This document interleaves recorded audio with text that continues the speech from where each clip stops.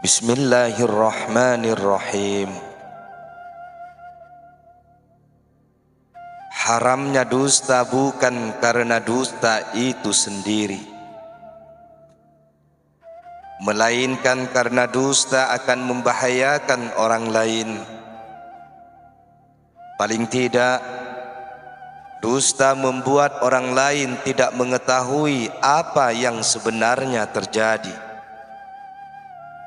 Karena orang yang berdusta memberitahukan sesuatu yang bertentangan dengan apa yang sebenarnya terjadi.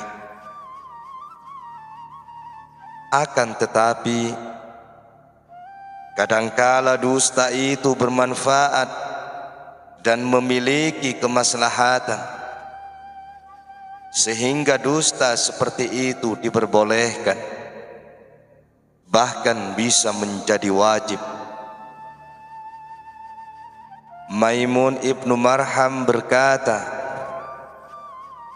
pada kondisi tertentu, dusta itu lebih baik daripada berkata jujur. Bagaimana pendapatmu jika ada seseorang yang bermaksud membunuh orang lain, kemudian bertanya kepadamu, apakah engkau tahu si fulan? Apa yang akan engkau katakan? Bukankah lebih baik menjawab, aku tidak tahu, engkau memang berdusta. Tetapi dusta dalam kondisi seperti ini diperbolehkan, bahkan diwajibkan. Telah kami katakan bahwa ucapan merupakan sarana untuk mencapai tujuan. Setiap tujuan terpuji yang dapat dicapai dengan ucapan yang benar, maka tidak boleh dengan dusta.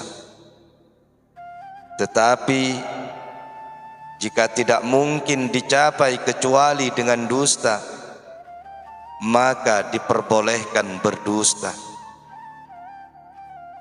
Bahkan dusta itu menjadi wajib apabila tujuan yang ingin dicapai merupakan hal yang wajib, seperti memelihara darah orang muslim. Bila kejujuran mengakibatkan pertumpahan darah orang muslim, maka berdusta menjadi wajib adanya. Jika dalam peperangan mendamaikan orang yang bertikai atau mencegah orang yang zalim tidak akan berhasil kecuali dengan dusta, maka dusta itu diperbolehkan. Hanya saja sebaiknya menjaga diri dari kedustaan. Apabila seseorang membuka pintu dusta, dikhawatirkan akan terdorong untuk berdusta dalam perkara yang tidak perlu. Dikhawatirkan juga akan terbiasa berdusta meskipun tidak terpaksa. Ia akan terjerumus dalam dusta yang diharamkan. Adapun dasar diperbolehkannya berdusta adalah keterangan yang diriwayatkan oleh Ummi Kulsum. Aku tidak mendengar Rasulullah sallallahu alaihi wasallam memperbolehkan dusta kecuali dalam 3 hal. Berdusta dengan maksud mendamaikan, berdusta dalam peperangan, berdusta kepada istri atau kepada suami untuk membahagiakannya.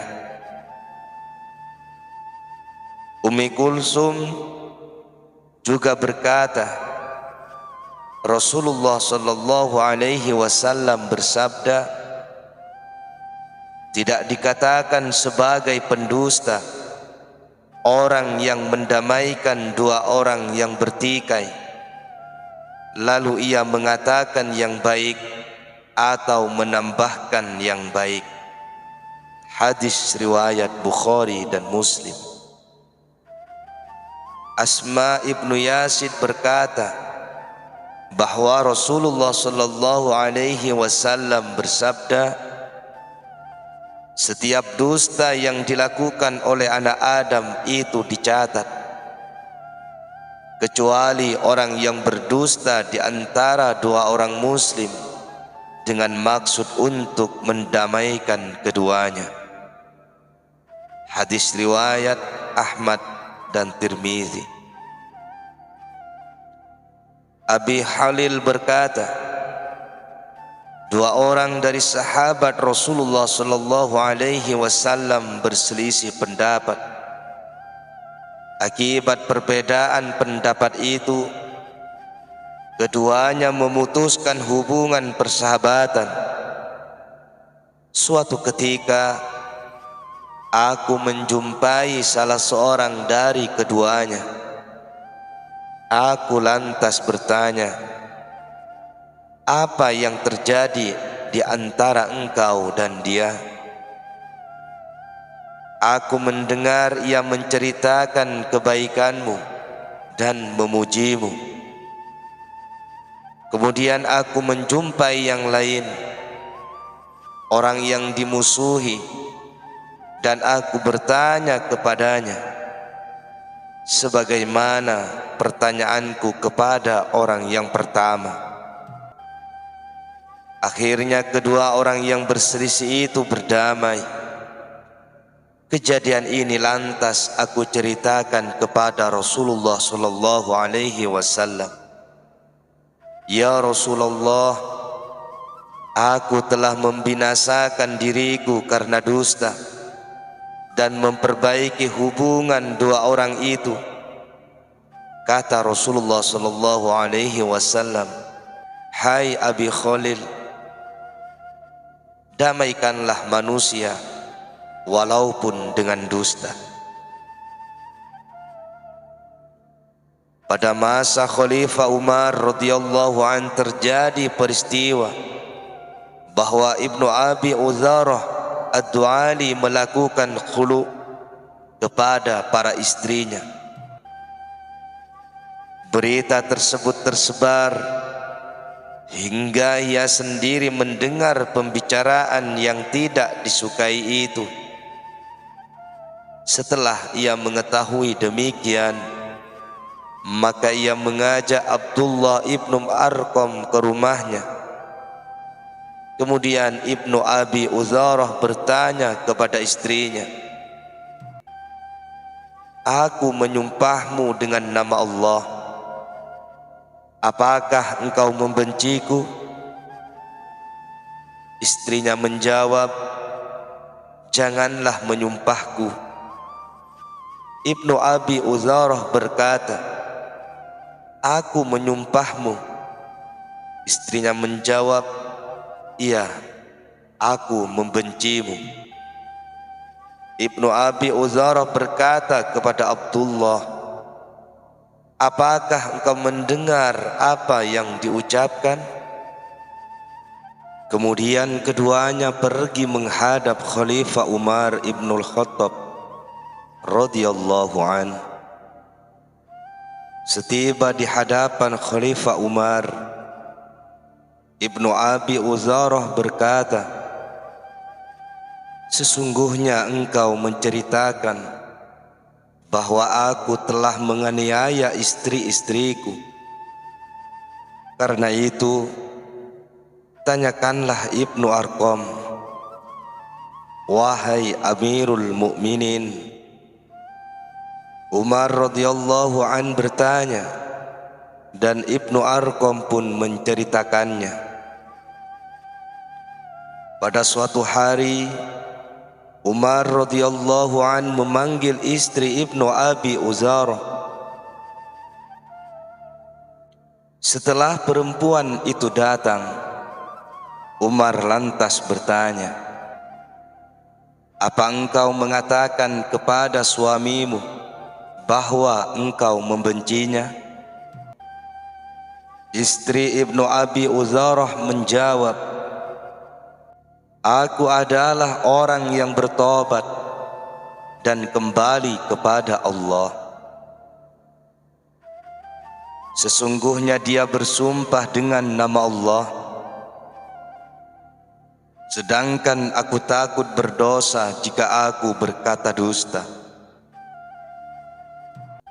Apakah aku boleh berdusta kepadanya, wahai Amirul Mukminin? Umar radhiyallahu an menjawab, boleh, berdustalah kepadanya.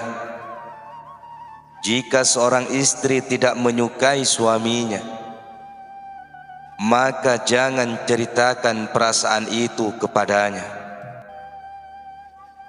Sesungguhnya sedikit sekali rumah yang dibangun atas dasar kecintaan. Kebanyakan manusia bergaul atas dasar Islam dan tradisi yang diterima dari nenek moyang. Nuwas ibnu Sam'an al-Kilabi radhiyallahu an berkata, Rasulullah sallallahu alaihi wasallam berkata, mengapa aku melihat kalian saling menjatuhkan diri ke dalam dusta, sebagaimana kupu-kupu menjatuhkan dirinya ke dalam api? Setiap dusta pasti dicatat sebagai dosa atas anak Adam, kecuali berdusta dalam peperangan, berdusta demi mendamaikan dua orang yang bertikai, atau berdusta demi menyenangkan istri. Thauban radhiyallahu an berkata, semua dusta itu merupakan perbuatan dosa, kecuali dusta yang membawa kebaikan bagi orang muslim atau menolak bahaya dari mereka. Ali radhiyallahu an berkata, apabila aku berkata tentang Rasulullah sallallahu alaihi wasallam kepada kalian, maka jatuh dari langit lebih aku suka daripada aku berdusta atas nama beliau. Jika aku berkata kepada kalian tentang apa yang terjadi antara aku dan kalian, maka peperangan adalah tipu daya. Dusta dalam tiga perkara ini telah dikecualikan dengan tegas. Begitu juga dusta dalam perkara lain yang berdampak kebaikan orang lain, baik dalam urusan harta atau kehormatan. Misalnya, ada orang zalim yang bermaksud mengambil harta seseorang, dan ia bertanya, di mana hartamu kau simpan? Maka orang itu boleh mengingkarinya dan berkata, aku tidak punya harta. Atau ia ditangkap oleh aparat, lalu aparat itu bertanya tentang perbuatan keji yang ia lakukan, yang hubungannya hanya antara dirinya dan Allah. Maka ia boleh mengingkarinya dan berkata, aku tidak berzina, atau aku tidak minum khamr. Rasulullah sallallahu alaihi wasallam bersabda, barang siapa melakukan suatu perbuatan tercela seperti di atas, hendaknya ia menutupi dirinya dengan tutup Allah, atau tidak memberitahukan kepada siapapun. Karena menampakkan perbuatan tercela merupakan ketercelaan itu tersendiri. Maka hendaklah seseorang menjaga dan mempertahankan darah dan harta dari kezaliman, meskipun dengan berdusta. Diperbolehkan juga berdusta demi menjaga kehormatan orang lain. Misalnya, ketika ditanya tentang rahasia temannya, maka ia boleh mengingkarinya. Dusta juga boleh dilakukan dengan tujuan mendamaikan istri-istrinya yang bertikai, dengan mengatakan kepada setiap istri bahwa ia adalah orang yang paling dicintai. Boleh membohongi istri yang tidak taat dengan janji yang ia tidak mampu memenuhinya. Dalam kondisi seperti itu, maka ia boleh berjanji dengan maksud untuk menyenangkan hati istrinya, atau ia bermaksud meminta maaf kepada seseorang yang hatinya tidak rela kecuali dengan mengingkari perbuatan dosa, maka diperbolehkan berbuat dusta. Jika seseorang berada dalam keraguan, jika berdusta berarti ia telah melakukan perbuatan yang dilarang. Jika ia berkata jujur, maka akan timbul suatu malapetaka.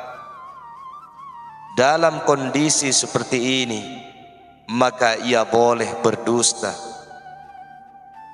Jika keduanya seimbang dan ia ragu-ragu, maka yang lebih baik adalah berkata apa adanya. Dusta hanya diperbolehkan dalam keadaan darurat atau karena hajat yang sangat penting.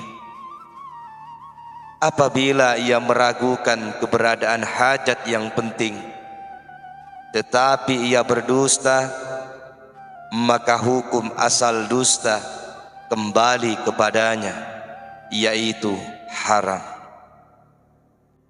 Karena sulitnya mengetahui tingkatan darurat dan hajat, maka sedapat mungkin hendaknya manusia menjaga diri dari dusta. Oleh karena itu, jika seseorang bermaksud berdusta demi kepentingan pribadi, maka diwajibkan meninggalkan.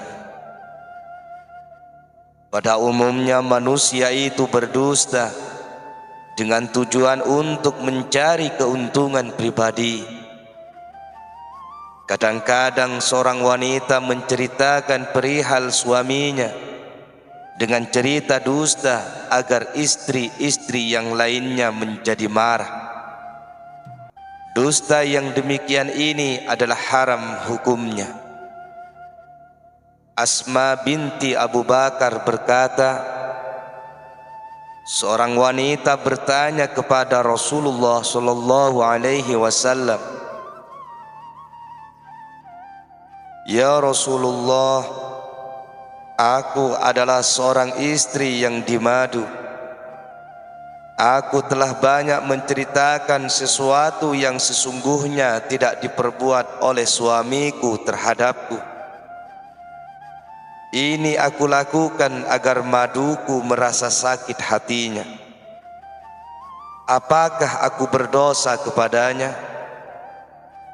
Beliau bersabda, "Orang yang pura-pura kenyang dengan sesuatu yang tidak diberikan sama dengan orang yang memakai dua pakaian dosa." Rasulullah sallallahu alaihi wasallam bersabda, "Barang siapa pura-pura memakan sesuatu yang tidak ia makan, atau berkata aku punya sesuatu padahal ia tidak punya, atau aku diberi sesuatu padahal ia tidak diberi, maka dia sama dengan orang yang memakai dua pakaian dosa pada hari kiamat." Termasuk juga fatwa orang alim mengenai sesuatu yang tidak layak kebenarannya, atau orang yang meriwayatkan hadis padahal ia sendiri masih ragu akan kesahihannya, dengan tujuan untuk menampakkan kelebihan dirinya. Orang seringkali enggan mengatakan, "Aku tidak tahu," sehingga terjerumus kepada dusta. Yang demikian ini haram hukumnya.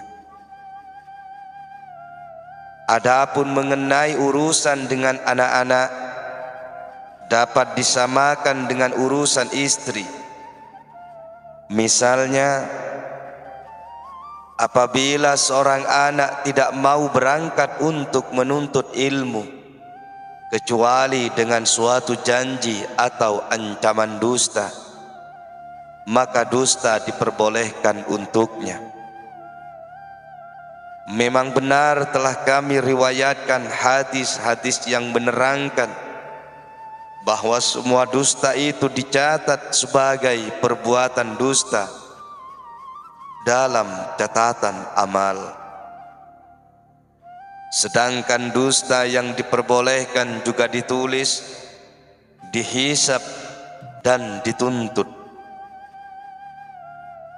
Tetapi setelah diketahui bahwa tujuan berdusta itu demi kebaikan, maka kemudian diampuni, karena dusta itu diperbolehkan untuk kemaslahatan. Setiap orang berdusta, maka ia harus berpikir keras untuk mengetahui apakah manfaat dusta itu lebih besar daripada bahaya yang timbul akibat karena kejujurannya. Untuk mengetahui hal ini amatlah sulit. Sebagian orang berpikir bahwa membuat hadis yang mendorong orang berbuat baik adalah diperbolehkan. Mereka berdalih bahwa tujuannya adalah kebaikan, padahal ini merupakan kesalahan yang jelas dan sangat fatal. Karena itu Rasulullah Shallallahu Alaihi Wasallam bersabda, "Barang siapa berdusta atas namaku dengan sengaja, maka hendaknya ia bersiap menerima tempat duduknya di neraka."